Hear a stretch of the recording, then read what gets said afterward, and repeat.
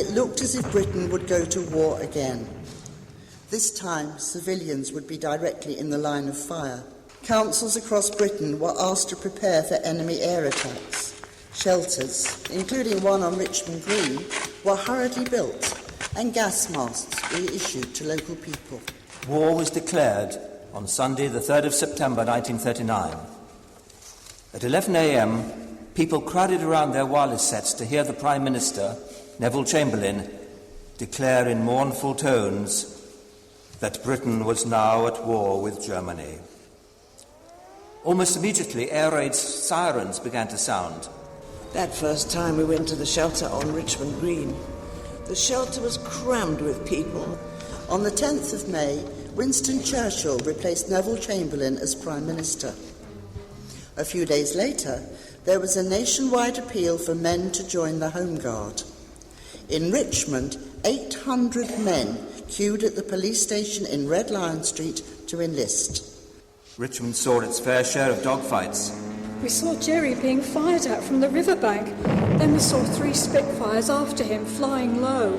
Bombing raids on London took place in late August. Richmond was first attacked in the early hours of the 9th of September.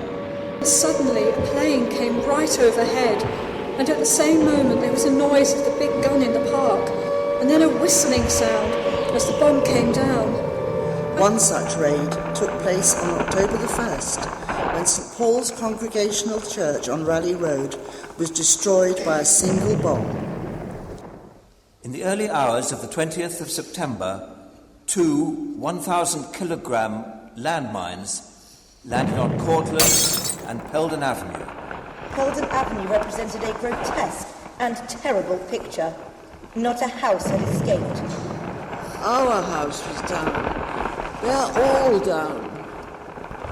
The worst raid occurred on the evening of November the 29th.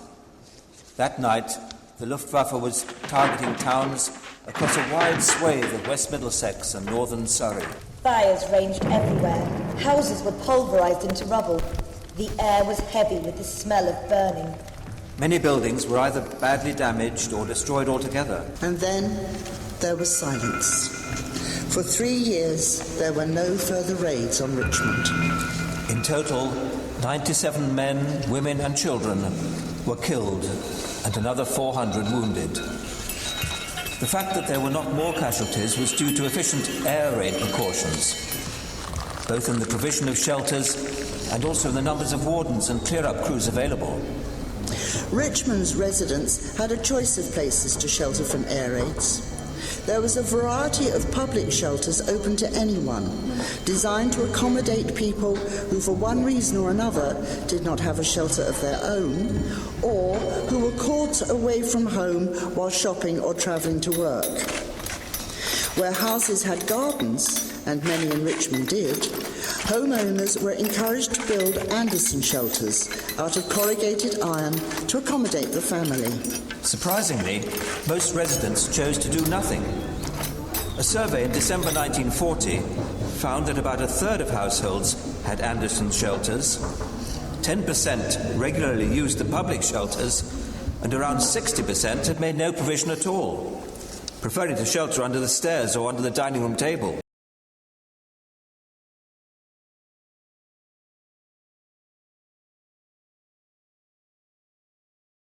The blessed things just came over, and we listened for the engine to stop, several times right over our heads, until at last, really, it felt we could stand it no more. So many for sure had our name on it. Dad would keep looking out until I was hysterical. At last he suggested we went to the public shelter, as he thought we were in the line of fire. Explosion after explosion went off. Found after it was a big one on Twickenham Junction, and some people were killed. We'll take our chances. We stay together as a family. We either live or die together.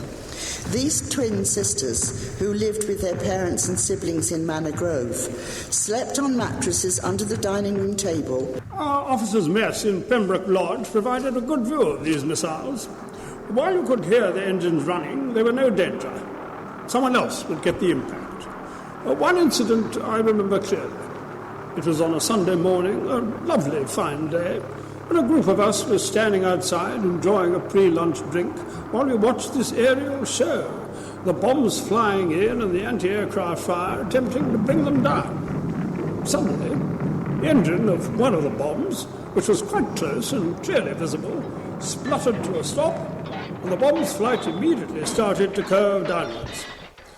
I cannot now remember how many of us were there, but I do recall that with one accord, every one of us went inside through the French windows and finished up in an undignified heap between two large sofas placed back to back in the middle of the room.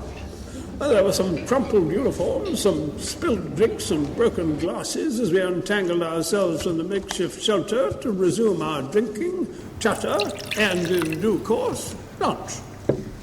As well as the dampness and other discomforts, there was always a chance of mixing with one's social inferiors, an important consideration in class-conscious Richmond.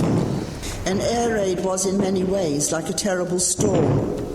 According to one witness, the sky livid, rent by jagged flashes, obscured by black clouds rolling across it, or lit up by the reflected glow of fires, while the noise of bombs and guns echoed like the thunder of Mars, the god of war. There were fearful noises in the air, and the guns banging. We did not know what to do and sat on. Hour after hour went by with terrible crashes. There was crashing of glass and fumes everywhere. Terror from the air resumed in the summer of 1944 when the Germans launched rockets, the V1 or Doodlebug. Richmond's first V1 arrived on the 19th of June. This, however, was just the first of what appeared to be an armada directed straight at the heart of Richmond. Explosion after explosion went off. When daylight came, it seemed as if the town had been struck by a tornado. Many people remembered for the rest of their lives the distinct, throbbing noise that the V1 made, followed by an eerie silence, and then a few seconds later, an almighty explosion. The end of the war found Richmond battered, but defiantly unbowed. On VE Day, May the 8th, 1945, there were tremendous festivities in Richmond. When dusk began to fall, Richmond let herself go. Silence did not reign until the early hours of the morning. For most people in Richmond, the psychological end of the war was on the 2nd of July, when Winston Churchill paid a whistle-stop visit. The crowd went wild and shouted and cheered. Mr. Churchill's voice, amplified by loudspeakers, was resonant and was clearly heard. Can you hear me?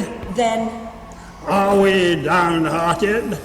When the cheers in response died away, he said amid laughter, I only do this to test the microphone. The people of the town, like British citizens everywhere, endured hardships, grumbled, yet were remarkably united and determined to beat Hitler and fascism. To them we must be grateful. The alternative would have been unthinkable.